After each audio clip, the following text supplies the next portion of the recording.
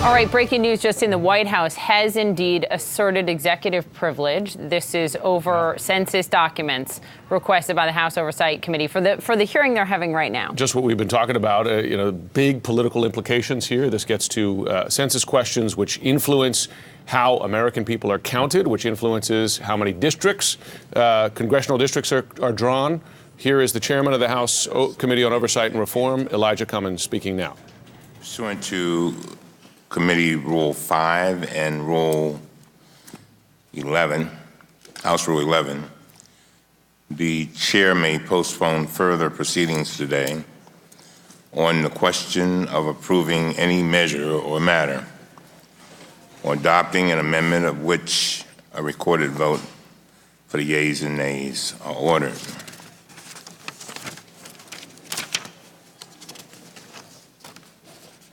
Now, pursuant to notice, I call up a report containing a contempt resolution. Mr. Chairman, I have a point of order. May I finish? May I please finish? Thank you. Now, pursuant to notice, I call up a report containing a contempt resolution related to the 2020 census. Clerk will report the report, which has been distributed in advance. Mr. Chairman, I have a point of order. The gentleman is not recognized. Well, the point of order, actually, from a parliamentary standpoint, is a privileged motion, so I have a point of order, Mr. Chairman. What is your point of order? My point of order is that Rule 2F of the committee rules have been violated, and the chairman has received a letter which would outline that particular rule requires a 3-day notice, Mr. Chairman, and because the notice was put out on June 10th at 5:48, this committee's rules have been violated.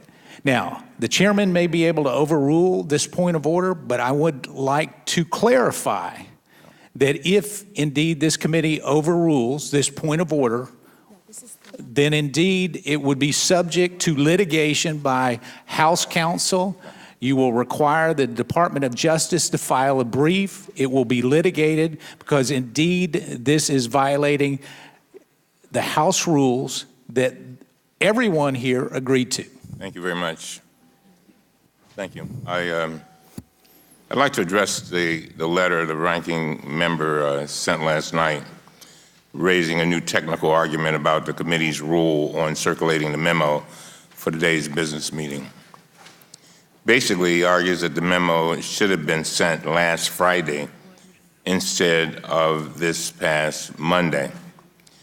I sent a letter back to him this morning explaining my position, and I can summarize it here. In the last Congress, the committee rules used to require a memo 72 hours before a business meeting. In January, we on this committee unanimously adopted rules that changed that requirement to 3 days. As I stated when we made that change, our purpose was to make sure that our committee rules matched the House rules. The timing of our committee rule was drawn from the House rule on noticing business meetings. That rule provides that a markup cannot occur, and I quote, earlier than the 3rd calendar day before it is noticed.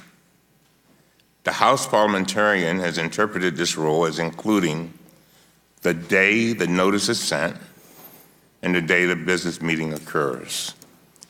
Committee staff confirmed this interpretation with the parliamentarian again yesterday.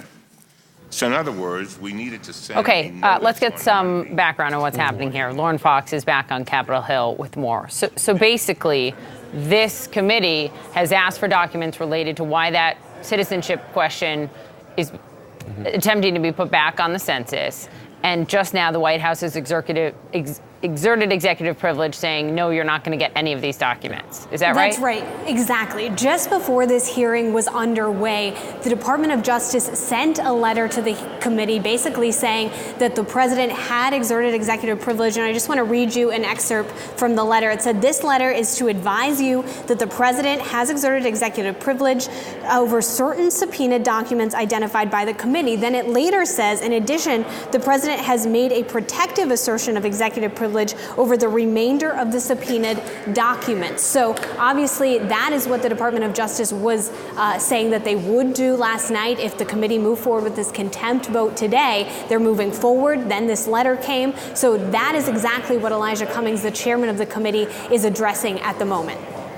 We're also joined by Renato Mariotti, who we brought back. And Renato, we were talking about this just moments ago, the political importance of this, because there are concerns that by putting the census question in, it'll reduce folks who are immigrants, legal ones, mind you, their response, and that it influences how congressional districts are drawn. But legally, getting to this broad and even preemptive, really, declaration of executive privilege here, from a lawyer's perspective, I mean, they're using this for everything now. Is that legally sound?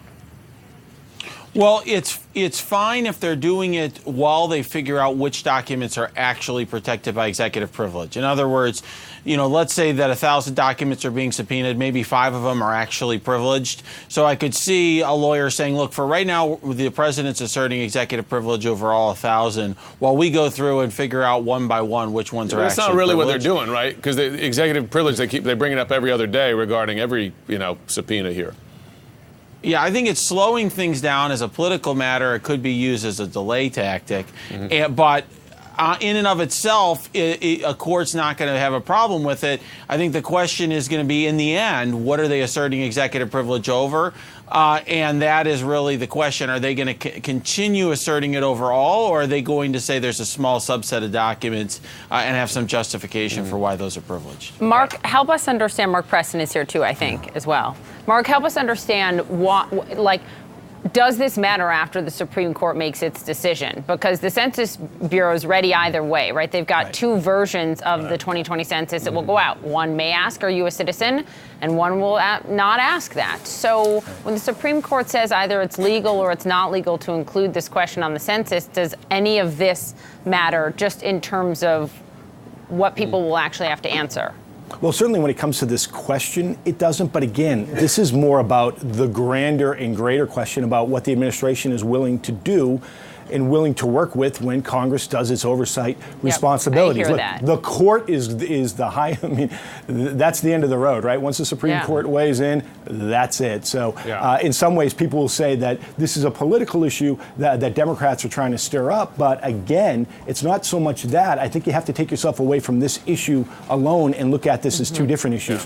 One issue is this. One issue is whether the administration will comply with any oversight from Congress. Yeah, but the court has clearly become a political body on so many of these issues. It's so divided down the line on issues, whether it's gun control or a question like this, seemingly on partisan lines. Renato, you had Justice Ruth Bader Ginsburg warning over the weekend about how on these key upcoming decisions, the court is so bitterly divided. And I wonder, was that signaling, telegraphing here that this is one of them on the census issue? Because again, it has political implications for both parties.